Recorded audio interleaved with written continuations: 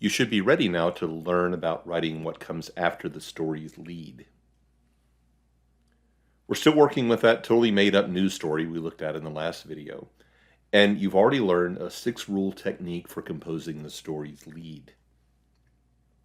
So let's look now at some tactics for organizing the rest of the story, specifically an approach journalists call the inverted pyramid format, also transition, and some techniques for presenting quotes. Inverted pyramid means organizing the story's information from the most to the least newsworthy. The lead, as you've already seen, should summarize the what, where, and when, and if relevant, the who, why, and how of the story. So that should be the most newsworthy of all information, should be in the lead. The body of the lead, which is kind of the middle part of the story, supports the lead with important context, sub-themes, your best quotes, key evidence to tell the story.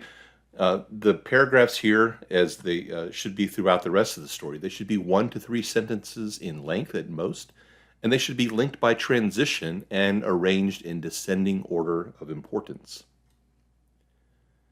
By the time you get to the tail of the story, the very end of the story, there really should be no new themes being introduced. You should have already told most of the story by now.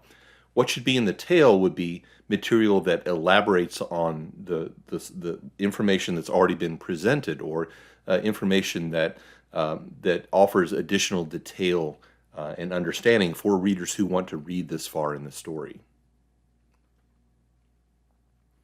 But how do you determine whether one piece of information is more newsworthy than another? Well, it's subjective, of course. It varies from storyteller to storyteller, but understanding what journalists call the news values can help a lot here. There are 7 of these news values, and we'll take a closer look at what each of these means. But basically, the more a piece of information exhibits one or more of these values, the more newsworthy that information is going to be, and the higher in the story it should be presented. The first news value is impact, which means that the information affects a lot of people. For example, a fire that closes MTSU's Student Center would have more impact than a fire that destroyed a house just across the street from campus. More people would be affected. But impact can be emotional too. A house fire that kills 5 children, for example, heaven forbid, has more impact than a house fire that kills nobody. The timeliness value refers to information that is new. For example, a fire that happened today is more timely and therefore more newsworthy than a fire that happened last week or sometime even further in the past. Like bread, news left out for consumption quickly goes stale and unpleasant. Sometimes you can freshen up a story by emphasizing a more recent aspect of the story. For example, suppose last week's fire becomes newsworthy again because investigators determined just this morning that an arsonist had started it. Well, there's a new dimension to the story now, and the story has a fresh angle.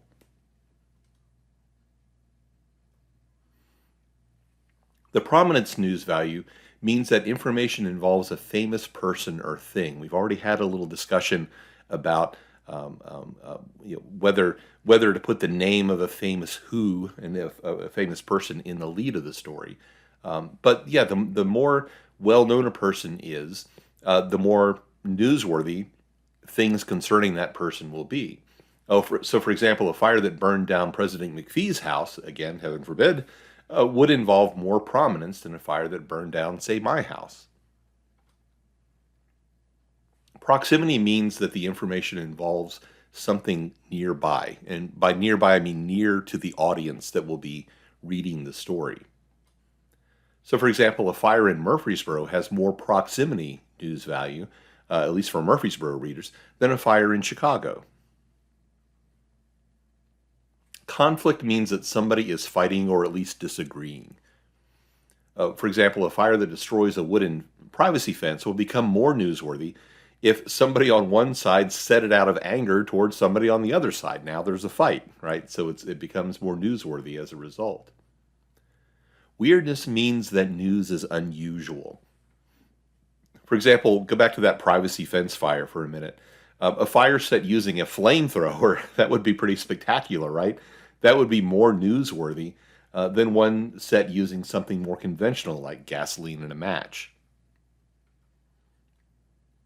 Currency news value means that the information is part of some larger ongoing discussion or news event and becomes more newsworthy as a result than it otherwise would be. For example, suppose there's a minor kitchen fire in the Scarlet Commons apartment complex on campus. That would be, kind of small news, except if there happened to be a brand new report from the state fire marshal citing MTSU for a whole bunch of fire safety code violations. Then all of a sudden, that minor kitchen fire in Scarlet Commons would become more newsworthy because MTSU is in trouble for all these safety code violations. Here's how the example story corresponds to this inverted pyramid model. This first part, as you already know, is the lead.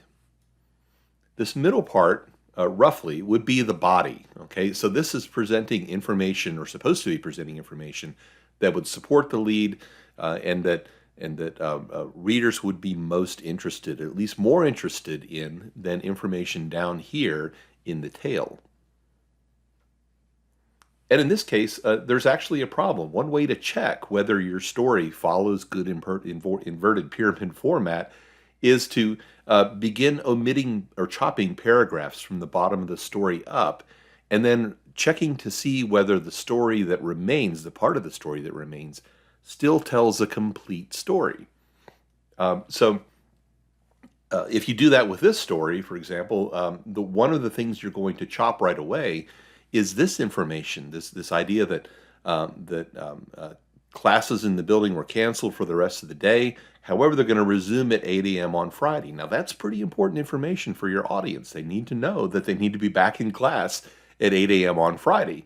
And if you cut this out or put it at the very bottom of the story, a lot of students are not going to see it, and that could be a problem, right? So this really needs to be reorganized a little bit so that that information is higher in the story, somewhere up there in the body section of the story. So here's the revamp that I did after thinking about this.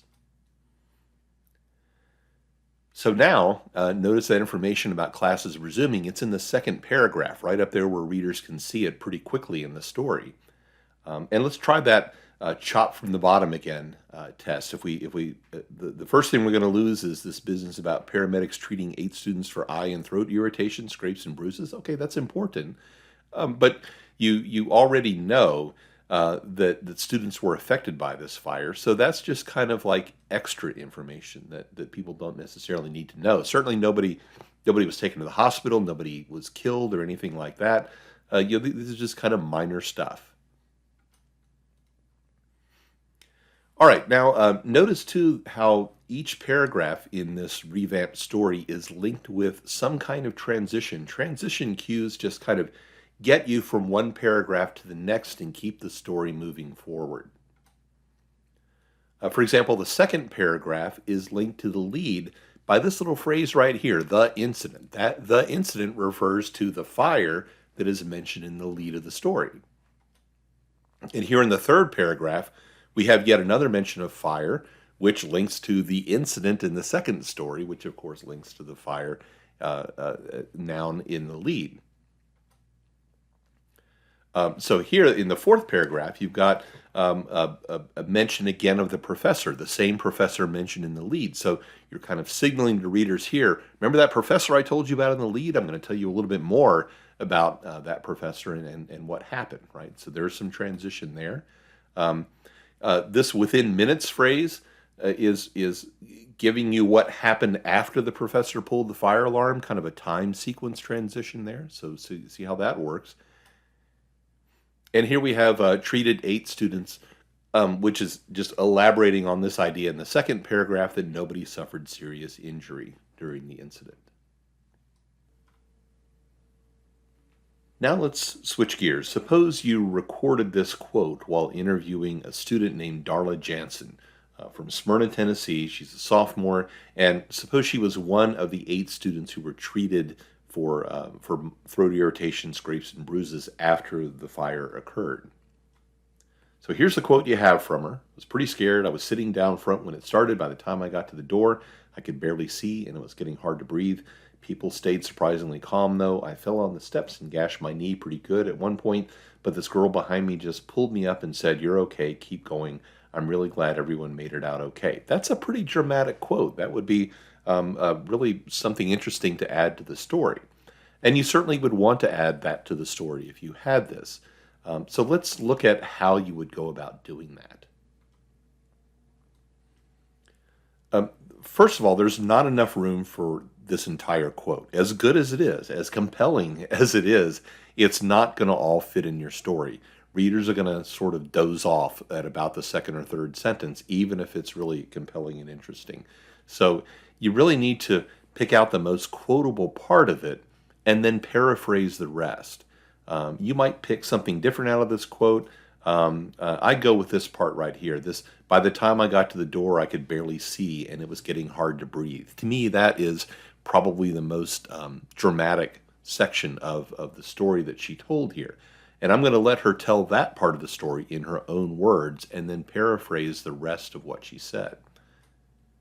So let's add the quote right here between the, what is that, graph 1, 2, 3, the fourth and the fifth graph. And I'm going to do it in this particular way. This first graph is very, very important. This is called the setup paragraph. And every time you present a quote, you need to pair it with one of these setup graphs. What it does is it clearly indicates who is about to speak, and it also gives like a little preview or a little paraphrase of what the speaker is about to say. So this paragraph, it identifies this person who's about to talk. One of the students who were scrambling over the chairs to reach the room's exits was sophomore Darla Jansen, who had been sitting toward the front of the room. Notice it gives her full name, her first name and her last name.